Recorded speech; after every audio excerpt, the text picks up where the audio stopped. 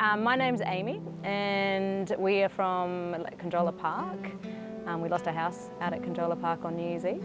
We just got a text message and it was just a text message saying, "I'm sorry, it's all gone," and that was it. And then during that evening we started to see images and photos on social media of our neighbour's property was the first one that we saw, and then eventually we saw photos of our house by the end of the night already. So we waited about a week, and the first day my little boy had daycare, we went there to see the property.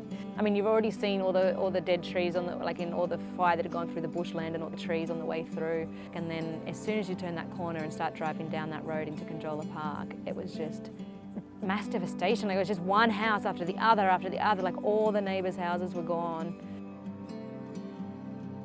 We weren't actually there for the trauma of the evacuation and that, thank goodness, with the boys. But even so, the mind just doesn't stop. We went to a friend's holiday house, so we just made a bit of an adventure out of it for the boys. We're sort of like, okay, so now we're going to go on holidays. And eventually, he was still asking to come home. He was like, when can we go home? When can we go home? And then eventually we told him, well, they're all in houses and we're in a house because our house is burnt down. The fires have stopped now. The firefighters have put the fire out, but there's no houses left. They're all gone. Then he started to tell, people, my house burnt down. And so the first time I heard him say that was heartbreaking. I cried.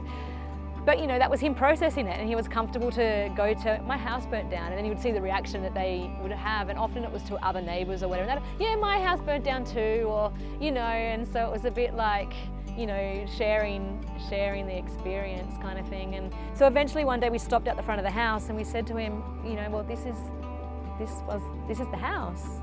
And he looked around and he was like, oh, the posts. And we're like, yes. They didn't burn, the posts. And he was so happy. And he'd been helping my husband put up the fence, and they'd been concreting and putting the posts in, and the posts are made of wood.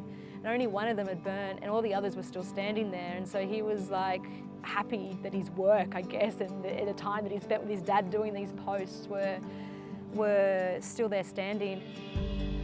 Anglicare, I first went to see them. I'm down at the Aldella Recovery Centre, and we met a really lovely lady. It was actually a lady who could also speak Spanish at the time as well, so my husband and her started chatting, and they took our details and then had a chat, with our family situation, and asked us if there was anything that we needed.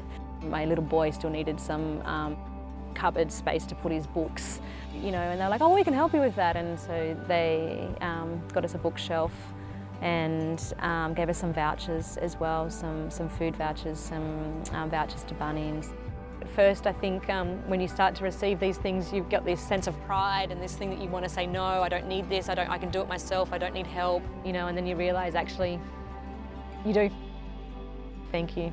We've had, a lot of generosity from a lot of people, and it's very heartwarming to be at the receiving end of that.